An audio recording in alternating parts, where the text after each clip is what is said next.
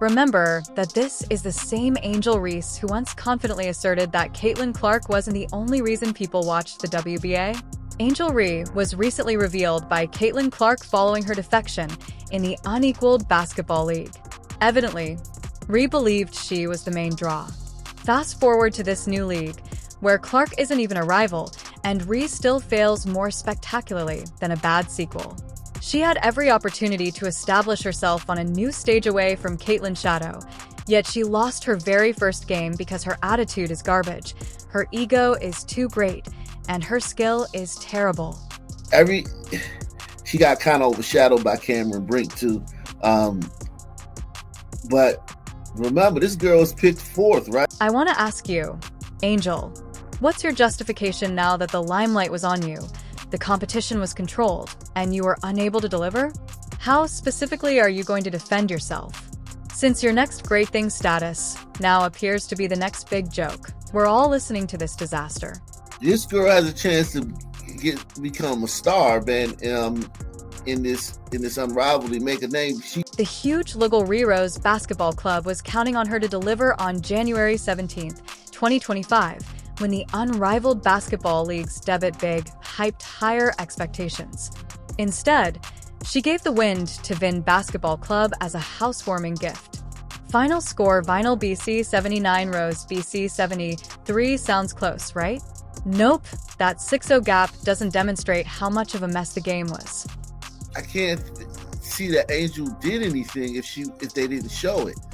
Re-entered this market with greater fanfare than a Black Friday deal. It turns out that their next big statement was a monumental failure.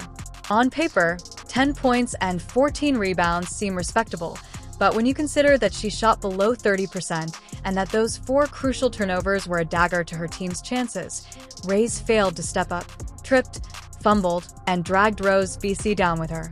She had a negative impact on her team's chances of winning the game.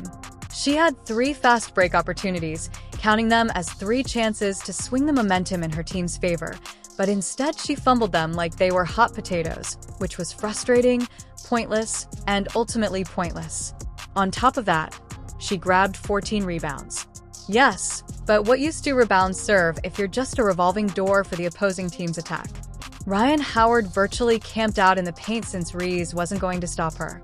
Her fans are not going to be happy if she's not touching the ball. And you're going to have, and maybe that'll be good for the league, controversy. But the Reese's Pieces not going to be happy if Angel just running up and down the floor. Speaking of Rhyne Howard, she gave us a flawless performance that, if it's possible, made Reese appear even worse. Howard had a 55% shooting percentage and sank 33 points. That's what Angel Reese was meant to be: skill and leadership. When the fourth quarter rolled around and the pressure mounted, Howard took over like the boss, and she scored 10 of her team's last points while Reese was preoccupied with being a liability, stumbling around, and allowing the game to drift farther and farther away. I'm excited to join this crew. I mean, I feel like I can pull from everybody on the team. This is coming from leadership, veteran leadership. Lexi brings a lot of defense. I've been playing against Lexi for a while. And it wasn't just Reese who failed. Her entire team followed her down the drain. The contrast was agonizing, as Rose BC looked like they were playing pickup ball at the neighborhood YMCA, while Viney BC moved the ball like a symphony orchestra, flawlessly coordinated and unstoppable. No plan, no unity, just chaos. The leadership gap between the two teams was obvious. Howard set an example and encouraged her team to step up because her lack of presence and insecurity affected her squad and brought them down. Her BC is ranked last by men. So here go the rankings right here. So they got Lona Owls #1, Phantom #2, Val #3, Miss #4, Laces #5, and you got Rose #6. Come on, bro. Y'all know damn. This was more than simply a poor performance by Angel Reese. It was a complete humiliation that revealed every weakness in her game, including turnovers, missed free throws, and non-existent defensive stops. It was like a checklist of everything you don't want in your star player, and the worst part was that she looked completely unprepared for the big stage. It's one thing to have a bad night, but this was something else entirely. In the meantime, Vinyl BC flexed on Rose BC from beginning to end. The teamwork, execution, strategy, everything was there, and they didn't just beat Rose BC. They revealed them as the disorganized mess that they are, with Reese at the center of that mess, fumbling her way through what should have been her big moment. She's going to be a problem. She's already a thorn in Angel's side because Angel thinks she's the cutest chick in the league. It is completely disastrous to compare the captains of Ryan Howard and Angel Reese. With a career that exudes brilliance and a record that intimidates opponents before the game even begins, Ryan Howard's expertise as a WNBA superstar is indisputable. Angel Reese is still having trouble with the tutorial. While potential is admirable, guys won titles by execution. Howard dropped 33 points, leaving her speechless. In the meantime, whenever she was under pressure, she would react with the best of a car collision, bringing her team down more quickly than a rapid send. 12 occurred in contested scenarios, which is an ice in the veins clutch. Like a general, Howard oversaw the court, planning every action of Vinyl BC with authority, vision, and precision. Conversely, Rhea appeared overwhelmed and out of her element, like a deer in headlights.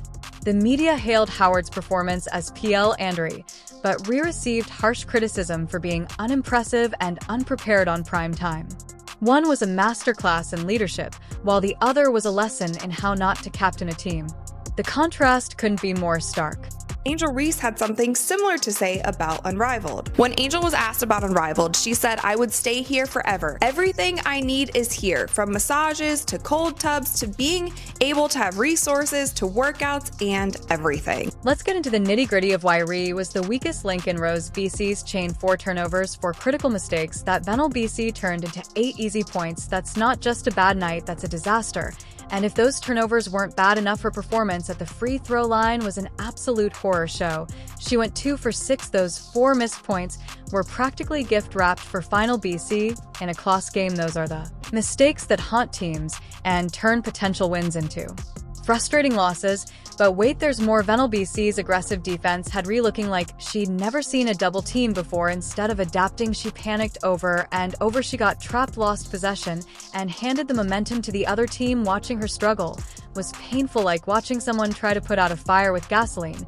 And while we're roasting, let's not ignore her defensive performance, or lack thereof. Ryan Howard didn't just dominate, she wailed into the paint like it was her living room. Rhea was supposed to be the gatekeeper, but instead she held the door open and invited Howard to rack up easy buckets. But Breanna Stewart knows that she can beat Angel off the dribble. And so that is something, if there is a mismatch in the 3v3, obviously you want to take advantage of that, but it could turn into a game that's just kind of one-dimensional. Now, it does seem like they're running a lot of half-court sets. They have plays. Additionally, there is the leader ERS shift, or in this instance, the huge hole where leadership shot had been. Rather than stepping up and inspiring confidence, she vanished when her team needed her to rally them. When it mattered most, Rose BC collapsed as Rhea vanished into the background. It wasn't simply a bad performance, it was a complete breakdown. After this game, fans, teammates, and pundits alike were left wondering if Rhea has what it takes to wear the captain's badge. The answer is now leaning heavily toward negative. Cue the verbal equivalent of a sledgehammer was Caitlin's statement. Angel Reese's performance was disappointing. She needs to focus on the fundamentals before stepping into the spotlight.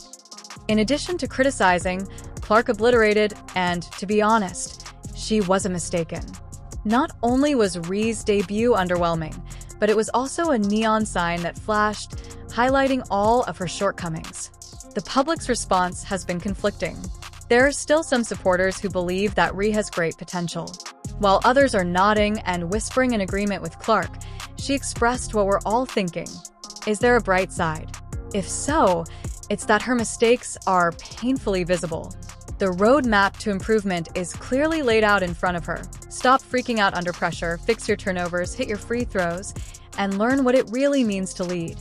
However, let's face it, none of that is easy, and the unmatched league isn't exactly a forgiving place to figure things out. So, what will happen, Angel? Will you rise to the occasion and silence Caitlin Clark, or are you content to be the poster child for unmet expectations? The ball is in your court right now, but if this debut is any indication, you might want to start working on your grip. because you have a long way to go before anyone starts taking you seriously. Start with Ryan Howard's highlight reel and work your way down, because if this is what you and your team bring to the table, it will be a long, embarrassing season.